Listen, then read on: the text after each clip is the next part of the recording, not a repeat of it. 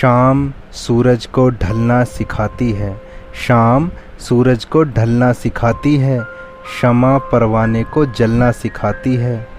गिरने वालों को होती तो है तकलीफ़, गिरने वालों को होती तो है तकलीफ़, पर ठोकर ही इंसान को चलना सिखाती है। My dear students, how are you? I hope आप सभी अच्छे होंगे। पिछली वीडियो में हमने एक्टिव एंड पैसिव वॉइस की प्रैक्टिस एक्सरसाइज कराई थी। आज उसको थोड़ा आगे लेके चलते हैं और कुछ और नियम जोड़ते हैं। तो आज एक्टिव एंड पैसिव वॉइस का पार्ट 3 है, ठीक है ना। देखिए दो ऑब्जेक्ट वाले वाक्य, यानी बच्चों कुछ सेंटेंस ऐसे होते हैं जिसमें क्या होते हैं, दो ऑब्जेक्ट। और दो ऑब्जेक्ट कौन से होते हैं? वो एक कहलाता है आपका इनडायरेक्ट ऑब्जेक्ट और एक कहलाता है आपका डायरेक्ट ऑब्जेक्ट। तो डायरेक्ट ऑब्जेक्ट और इनडायरेक्ट ऑब्जेक्ट क्या होते हैं, ये हम नेक्स्ट आपके किसी सेपरेट वीडियो में उसके बारे में बताएंगे। आज हम देखते हैं कि अगर दो ऑब्जेक्ट एक साथ आ जाए तो उसकी पैसिव कैसे बनाएंगे। देखिए एग्जाम्पल नंबर 1 आपका, रितु गैव मी मोबाइल। देखना आपका रितु क्या है, आपका सब्जेक्ट, गैव यानी आपकी वर्ब, और उसके बाद देखना मी, एक आपका ऑब्जेक्ट हो गया मी, और उसके बाद देखना ए मोबाइल, ये आपका ऑब्जेक्ट। यानी आपके इस सेंटेंस में कितने आ गए, दो ऑब्जेक्ट।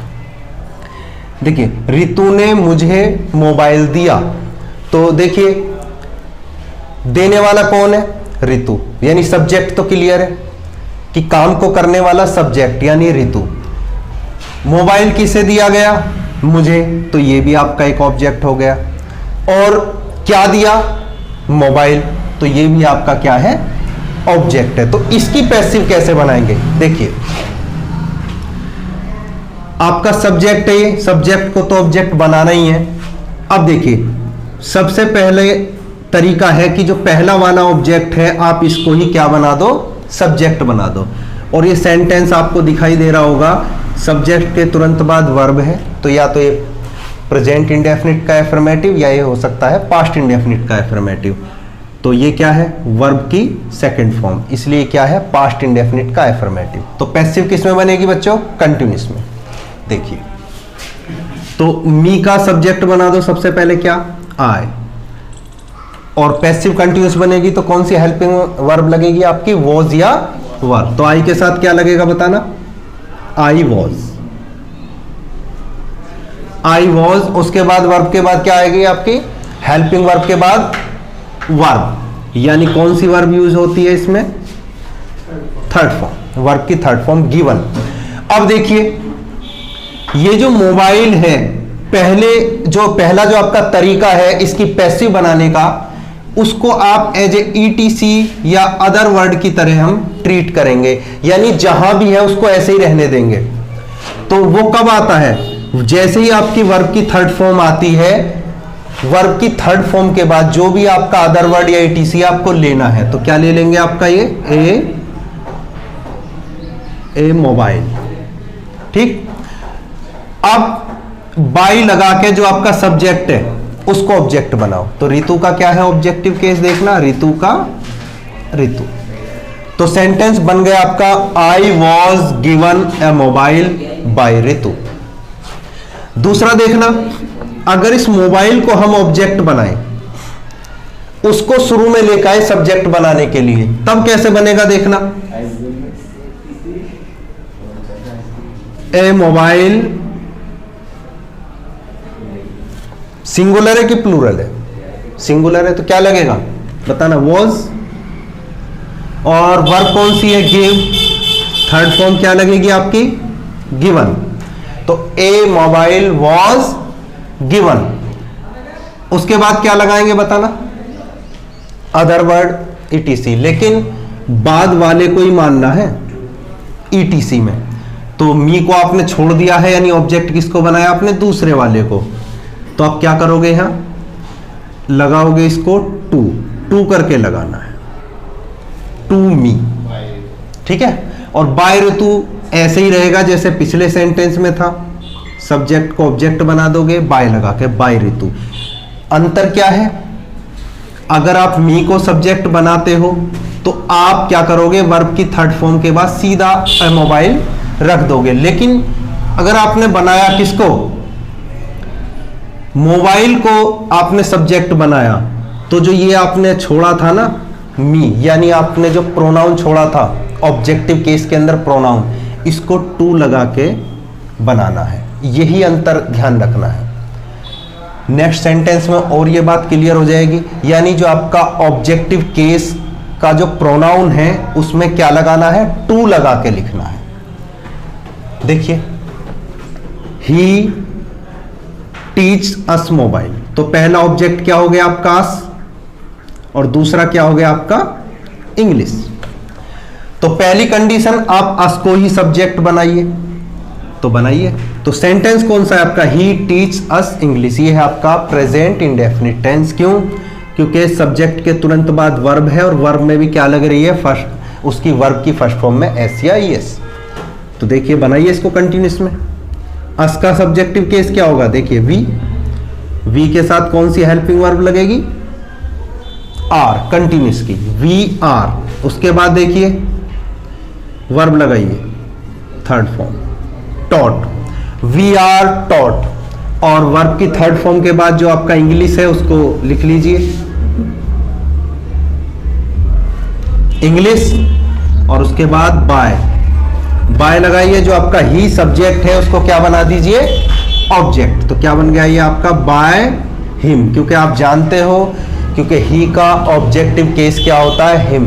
तो ही का बना दिया तुमने ऑब्जेक्ट हिम, और अस का जो ऑब्जेक्ट था उसका क्या बना दिया, वी, क्योंकि आप जानते हो वी एक सब्जेक्टिव केस में इस्तेमाल होने वाला प्रोनाउन है। देखिए, नेक्स्ट तरीका आपको वही जैसे आपने पहले किया था यही करना है। जो भी सेंटेंस आपका आ जाए ऐसे ही उसको बनाना है पैसिव में। देखिए, आपने इंग्लिश को इस बार क्या बना लेते हैं हम,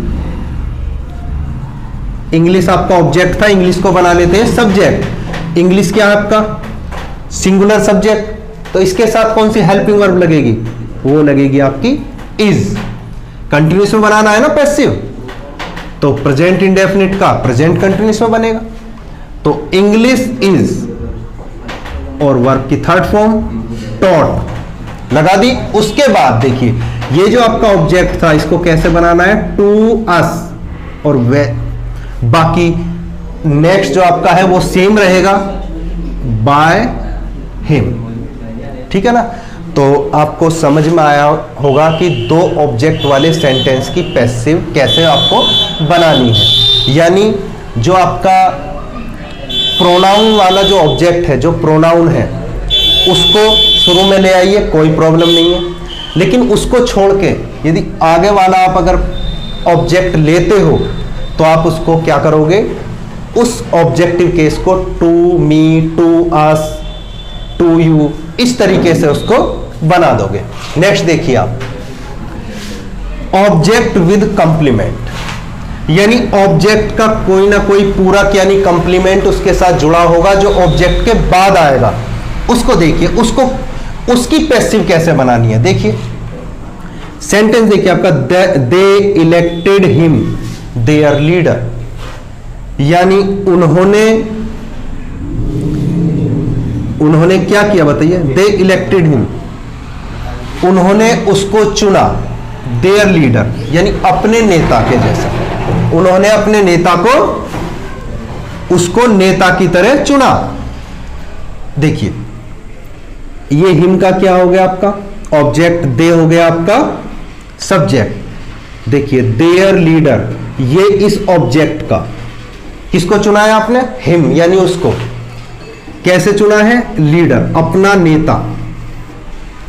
तो ये जो देयर लीडर है ये है क्या आपका कंप्लीमेंट, यानी इस हिम का क्या है ये कंप्लीमेंट।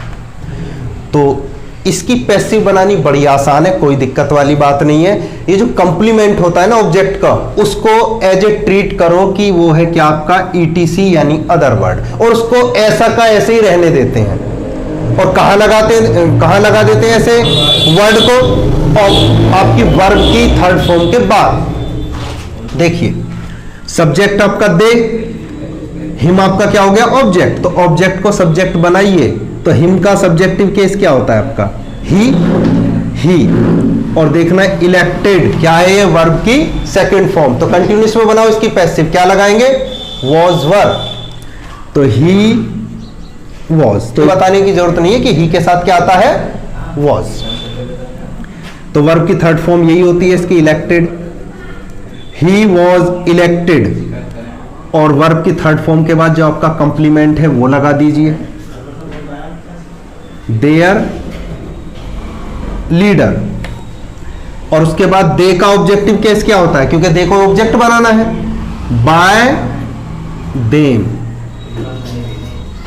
तो क्या बन गई पैसिव आपकी, he was elected there leader bye them. एक और एग्जांपल देखिए और ज्यादा क्लियर होगा कि कंप्लीमेंट वाला सेंटेंस आप कैसे बनानी है उसकी पैसिव। देखिए, who prepares T for you, ध्यान देना, who prepares T for you, तो ये कौन सा सेंटेंस है बच्चों, हु वाला। और हु वाला कुछ स्पेशल रूल से बनता है, यानी एक्टिव के अंदर बनता है ये एसर्टिव के नियम से, लेकिन पैसिव में बनता है किस रूल से, इंटेरोगेटिव सेकंड टाइप के रूल से। ऐसे समझ के चलिए इसको। और कुछ सेंटेंस मैंने पिछली वीडियो में भी बताए हैं, एक बार आप पिछली वीडियो भी जाके देख सकते हैं। देखिए, हु को कैसे बनाते हैं, बाय होम। हु को ऑब्जेक्ट कैसे बना लेते हैं, हु क्योंकि सब्जेक्ट की तरह ट्रीट करता है एक्टिव वॉइस में, तो हु को क्या बना लेते हैं, देखना, बाय हुम करके क्या बन गया, ये ऑब्जेक्ट बन गया। अब इसको मानो एज ए क्वेश्चन वर्ड। बताइए, क्वेश्चन वर्ड के बाद क्या आएगी आपकी, हेल्पिंग वर्ब। ये आपका था क्या इसमें, ऑब्जेक्ट। भाई सब्जेक्ट ये वर्ब, ये ऑब्जेक्ट, ये आपका अदर वर्ड मानो, ईटीसी मानो इसको। तो टी क्या बनेगा आपका, ये सब्जेक्ट बनेगा। और इसके अकॉर्डिंग बताइए क्या लगेगी, ये प्रेजेंट इंडेफिनिट है ना, वर्ब की फर्स्ट फॉर्म में एस देखते ही समझ जाया करो कि ये क्या है आपका, प्रेजेंट इंडेफिनिट टेंस। देखिए, टी के साथ क्या लगेगी, is. By whom is T, question word, helping verb, और आपका ये सब्जेक्ट, जो ऑब्जेक्ट का आपने सब्जेक्ट बनाया है। तो बाय हुम इज टी। अब क्या लगाएंगे, देखिए, अब क्या लगाएंगे, वर्ब, थर्ड फॉर्म लगाइए, प्रिपेयर्ड, प्रिपेयर्ड। और उसके बाद वर्ब की थर्ड फॉर्म के बाद आपको बताया था कि फॉर यू क्या है, कंप्लीमेंट, ये पूरक है ऑब्जेक्ट का, तो कहां लगाना है, वर्ब की थर्ड फॉर्म के बाद लगा दो, सिंपल। तो prepared for you, question mark लगा दो, हो गया आपका। तो आप समझ गए होंगे कि कंप्लीमेंट पे ज्यादा टेंशन नहीं लेनी है, इसको वर्ब की थर्ड फॉर्म के बाद लगा देना है। नेक्स्ट चलिए, इस वीडियो के अंदर आपका लास्ट रूल है, omission of subject in passive voice, यानी महत्वहीन या अज्ञात व्यक्ति अगर सब्जेक्ट है, यानी ऐसा व्यक्ति कोई आपका सब्जेक्ट है जिसको हम क्लियरली नहीं कह सकते कि वो कौन है। जैसे मैंने कुछ एग्जांपल आपको दिए हुए हैं, जैसे पीपल, लोगों ने कोई काम किया, तो किसी एक पर्टिकुलर इंसान के बारे में आप नहीं कह सकते कि वो था, लोगों में कई लोग शामिल होते हैं, कई इंसान शामिल होते हैं। समवन, किसी ने, समबडी, कोई, वन, कोई एक, नन, कोई नहीं, नोबडी, एनीवन। ये जो सब्जेक्ट होते हैं ये आपके क्या होते हैं, महत्वहीन सब्जेक्ट होते हैं। इससे हमें क्लियर पता नहीं लगता कि काम किस पर्सन ने किया है, ठीक है ना। जैसे एग्जांपल देखिए, someone has stolen my pen, जो हमारा एग्जांपल भी है, someone has stolen my pen, किसी ने मेरा पेन चुरा लिया। मुझे बताइए किसने चुराया, नहीं पता लगा ना, क्लियर। लेकिन इतनी बात का पता लगा कि किसी ने मेरा पेन चुरा लिया, तो क्लियर नहीं पता लगा कि किसने चुराया, कोई नाम डिफाइन नहीं हुआ, राम ने चुराया कि श्याम ने चुराया।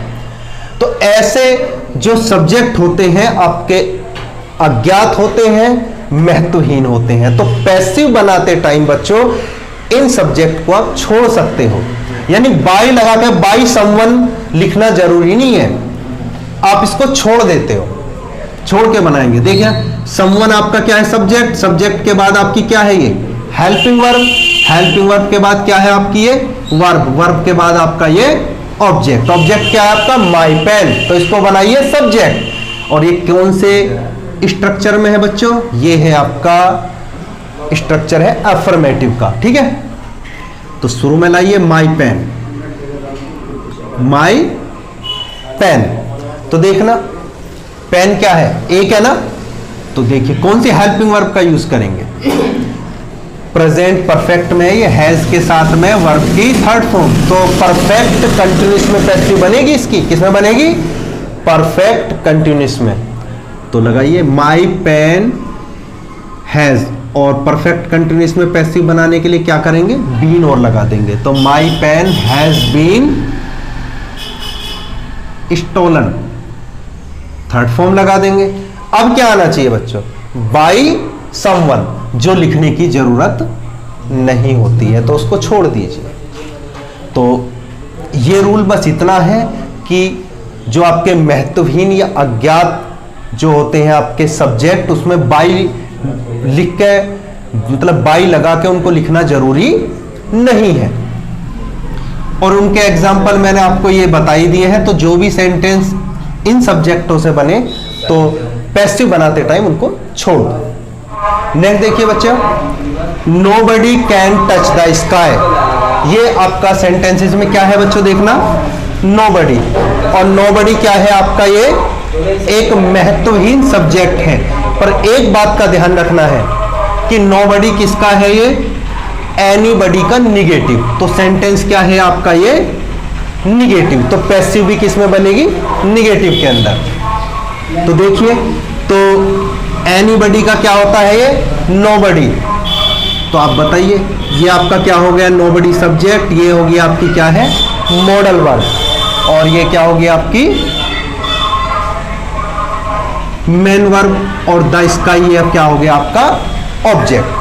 तो मॉडल्स के लिए हम एक सेपरेट वीडियो लेकर आएंगे, लेकिन मॉडल्स की पैसिव बनाना बड़ा आसान है, क्योंकि आपको मैंने पहले भी वीडियो में बताया है कि जहां भी आप हेल्पिंग वर्ब चेंज नहीं करोगे, क्योंकि हेल्पिंग वर्ब कंटिन्यूस की होती है, आप चेंज कर लेते हो और उसकी पैसिव बना देते हो बच्चों। लेकिन अगर आप चेंज नहीं कर पाओगे, जैसे कैन को किस में चेंज करना है आपको नहीं पता, तो कैन का कैन ही यूज करना है, तो आपको कंटिन्यूस कैसे बनानी है उसकी बी का यूज करके। तो देखिए द स्काई, देखिए द स्काई आप क्या यूज करोगे कैन, कैन यूज करोगे हेल्पिंग वर्ब, तो देखिए ये तो निगेटिव था, तो आप इसको नॉट और लगाना है आपको, कैन नॉट, और आपको बी लगा के पैसिव बना देना है। जहां भी आपने कैन को चेंज नहीं किया तो आपको कंटिन्यूस बनाना है बी लगा के, तो the sky can not be, और ये क्या आ गया आपका टच्ड वर्ब की थर्ड फॉर्म, और आपको पता है बाय एनीबडी आएगा, क्या आएगा बाय एनीबडी, लेकिन एनीबडी को आप लिखोगे नहीं, आप उसको यहीं फुल स्टॉप लगाइए, छोड़ दीजिए, क्योंकि एनीबडी, नोबडी, पीपल इनको लिखने की कोई जरूरत नहीं होती है, इनको हम पैसिव बनाते टाइम छोड़ देते हैं। तो स्टूडेंट्स आई होप आज की वीडियो आपको अच्छी लगी होगी, तो लाइक करें, अपने दोस्तों के साथ शेयर करें, और हमारे YouTube चैनल यानी सुपर फास्ट कोचिंग सेंटर को यदि आपने अभी तक सब्सक्राइब नहीं किया है तो सब्सक्राइब कर लें, और साथ में बेल आइकन भी दबा दें, जिससे हमारी हर वीडियो आपको मिलती रहे सबसे पहले। तो wish you all the best, जय हिंद।